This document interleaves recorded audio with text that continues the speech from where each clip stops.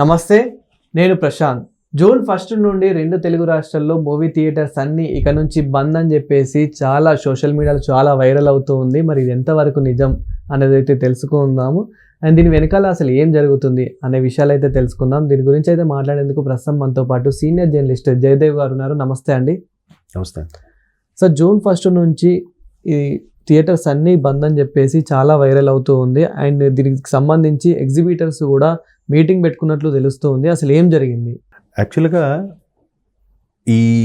ఏదైతే ఈ theatres Bandhu single screen, అది కూడా మల్టీప్లెక్స్ కాదు, ఐమాక్స్, ఐనాక్స్, పీవీఆర్ ఇవి ఉన్నాయి కదా, వీటివి కాకుండా సింగిల్ స్క్రీన్ బంధుని కొంచెం ఇష్యూ నడుస్తుంది. నా ఉద్దేశం ఏంటంటే, పవన్ కళ్యాణ్ గారు సినిమా రిలీజ్ అవబోతుందంటేనే ఇలాంటివి ఎందుకు తెర మీదకి వస్తాయనేది నాకు ఆయన దురదృష్టమా, లేదంటే ఆయన స్టార్డమ్కి మరి కాస్త హైప్ తీసుకురావడానికి ఇది ఒక రకమైన పబ్లిసిటీ స్టంట్ అని నాకు అనిపిస్తూ ఉంటుంది. ఇది జగన్మోహన్ రెడ్డి గారి ప్రభుత్వ హయాంలో కూడా ఇలాగే 10 రూపాయలు 20 రూపాయలు పెడితే ఆయన ఒకటే అన్నాడు, మనల్ని ఎవరు రాపేది అని అన్నాడు ఆయన, పవన్ కళ్యాణ్. సో ఆ టైంలో వచ్చిన భీమ్లా నాయక్ ఏ స్థాయిలో ఆడిందంటే 10 రూపాయలు 20 రూపాయలు పెట్టినా కూడా 70 కోట్ల ప్రాఫిట్ వచ్చిందట ఆ సినిమాకి. అది మన పవన్ కళ్యాణ్ గారి రేంజ్. సో ఇప్పుడు కూడా మరలా అదే తెర మీదకి వచ్చింది.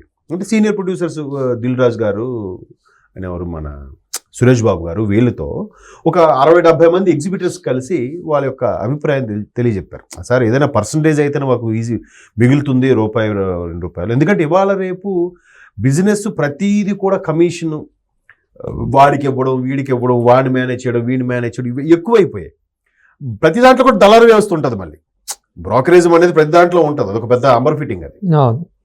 సో దానివల్ల ఇబ్బంది అవుతుంది. సినిమా హిట్ అయితే మాకు పర్వాలేదు, కానీ ఫట్ అయితే మాత్రం మాకు చాలా ఇబ్బంది అయిపోతుంది.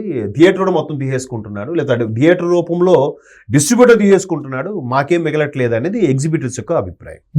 అంటే పర్సంటేజ్ ఉందనుకోండి, ప్రపోర్షనేట్గా 10 రూపాయలు వచ్చినప్పుడు 2 రూపాయలు ఇడికి, 2 రూపాయలు ఆడికి, 2 రూపాయలు ప్రొడ్యూసర్కి, 2 రూపాయలు థియేటర్కి, ఏదో ఒక లెక్క, ఒక షేరింగ్ ఉంటుంది.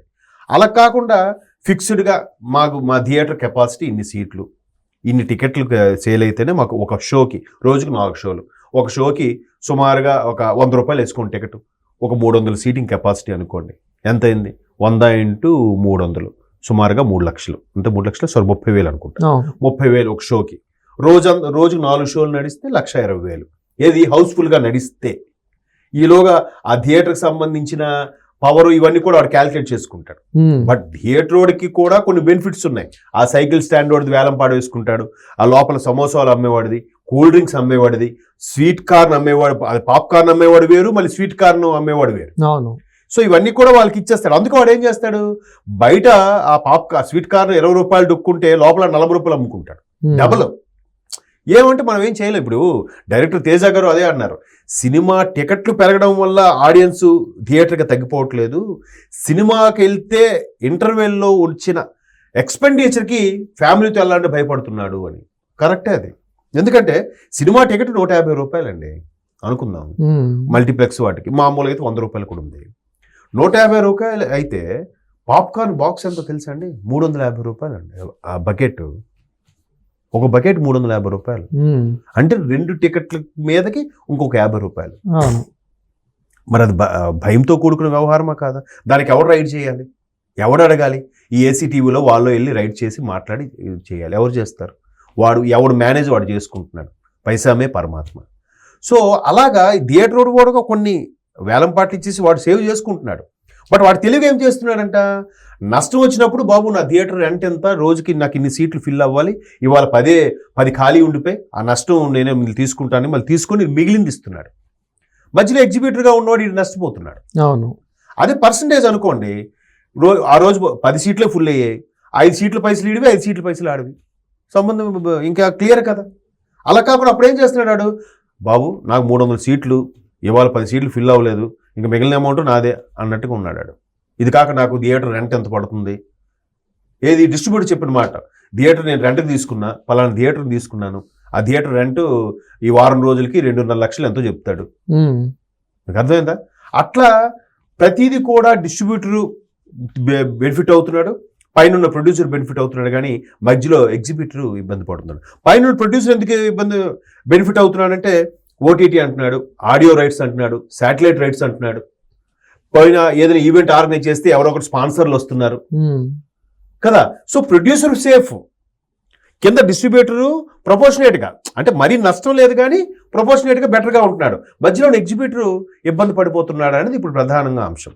అయితే ఇవన్నీ కూడా పవన్ కళ్యాణ్ గారి సినిమా వచ్చినప్పుడే రావడం అనేది ఇది ఒక రకమైన యాదృచ్ఛిక కోయిన్సిడెన్సా, లేదా పవన్ కళ్యాణ్ గారు అంటే గిట్టని వాళ్ళు, లేదా మెగా ఫ్యామిలీ అంటే నచ్చని వాళ్ళు నడిపిస్తున్న ఇది ఒక రాజకీయ కుట్ర అనేది కూడా కొన్ని డౌట్స్ ఉన్నాయి. ఎందుకంటే ఈవెన్ బన్నీ గారి సినిమా వారు వచ్చినప్పుడు కూడా బన్నీ గారు మెగా ఫ్యామిలీ నుంచి బయటకు వచ్చేసారని ఒక రకమైన కుట్ర జరిగింది. లేదు బన్నీ గారి సినిమా క్రైమ్కి ఆవిడ ఎవరో వచ్చి చనిపోతే దానికి బన్నీయే కారణం అని చెప్పి పెద్ద ఇష్యూ అయ్యింది.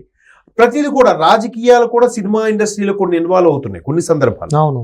సో ఇలాంటి డౌట్స్ వస్తున్న నేపథ్యంలో ఈ వ్యవహారం ఏదైతే ఉందో ఎప్పటి నుంచో నడుస్తున్నప్పటికీ ఇప్పుడు వరకు ఎందుకు తేల్చుకోలేదు? పవన్ కళ్యాణ్ సినిమా డేటు రేపు జూన్ 12 16 అనుకుంటున్నారు, ఇంకా అప్పుడే ఈ వ్యవహారం తెర మీదకి రావడం ఏంటి?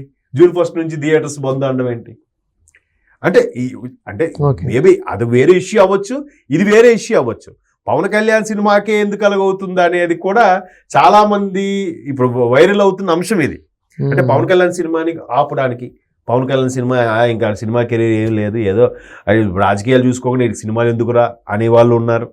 బట్ ఆల్రెడీ సంతకం పెట్టాడు కాబట్టి బాధ్యతగా ఆ సినిమాలు ఏవైతే సంతకాలు చేస్తారో పూర్తి చేయాల్సిన బాధ్యత అయితే ఉంది ఆయన మీద. ఓజీ కానీ, హరిహర వీరమల్లు కానీ, ఉస్తాద్ భగత్ సింగ్ కానీ 3 చేశాడు ఆయన, కమిట్ అయ్యాడు కాబట్టి అవి చేసేసి తర్వాత చేయకపోయినా పర్వాలేదు.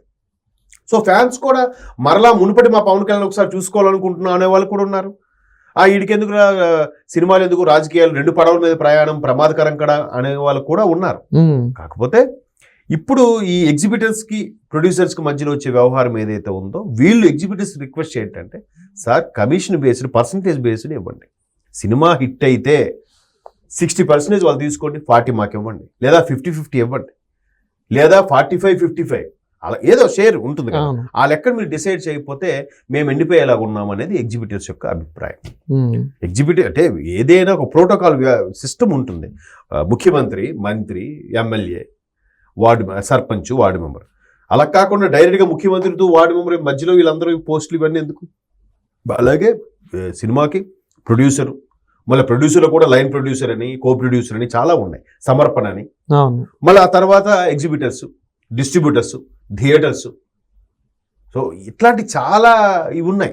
అసలు ఒక సినిమా రిలీజ్ అయినంత వరకు ఒక టెన్షన్, రిలీజ్ అయిన తర్వాత ఇంకో రకమైన టెన్షన్.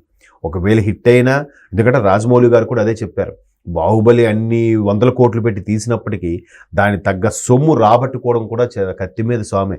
ఆ 1000 కోట్లు చేసింది, 1200 కోట్లు చేసింది, 1500 కోట్లు చేసింది అంటారు. ఏది ప్రొడ్యూసర్కి వచ్చింది? ఏది? ఇది టోటల్గా వచ్చే టర్న్ ఓవర్ లెక్కేసేస్తారు వీళ్ళు.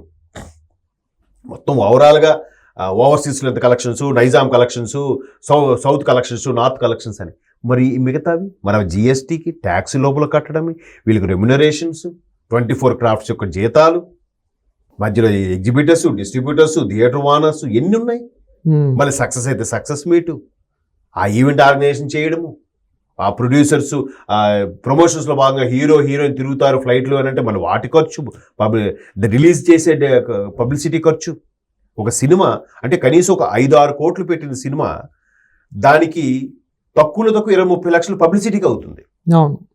మన అలాంటప్పుడు 100-200 కోట్లు తీసిన సినిమాకి పబ్లిసిటీకి ఎంత అవ్వచ్చు? ఈజీగా 5-10 కోట్ల పబ్లిసిటీకే.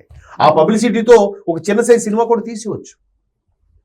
సో ఇట్లాంటివన్నీ కూడా ప్రొడ్యూసర్స్ వీళ్ళందరూ కూలంకుషంగా కూర్చొని ఒక అగ్రిమెంట్ డీడ్లా తీసి దానికి ఒక అమెండ్మెంట్ చేసుకుంటే, ఇలాగా ప్రొడ్యూసర్స్ కౌన్సిల్ ఉంది, మా అసోసియేషన్, వీళ్ళందరూ కూడా కలిసి కూర్చోవాలి, డిస్ట్రిబ్యూషన్ అసోసియేషన్ వీళ్ళందరూ కూర్చుంటే అప్పుడు ఒక కొలిక్కి వచ్చే ఛాన్సెస్ ఉన్నాయి. ఎందుకంటే కరవమంటే కప్ప కోపం, విడవమంటే పాము కోపం అన్నట్టుగా ఎవరు బిజినెస్ వాళ్ళు వచ్చారని రూపాయి నష్టానికి ఎవరు యాక్సెప్ట్ చేయడు. మరి చూద్దాం. ప్రొడ్యూసర్ పైగా దిల్ రాజు గారు తెలంగాణ దీనికి ఉన్నారు కాబట్టి ఇంకా ఎట్లా సెటిల్ చేస్తారనేది చూడాలి. Thank you sir.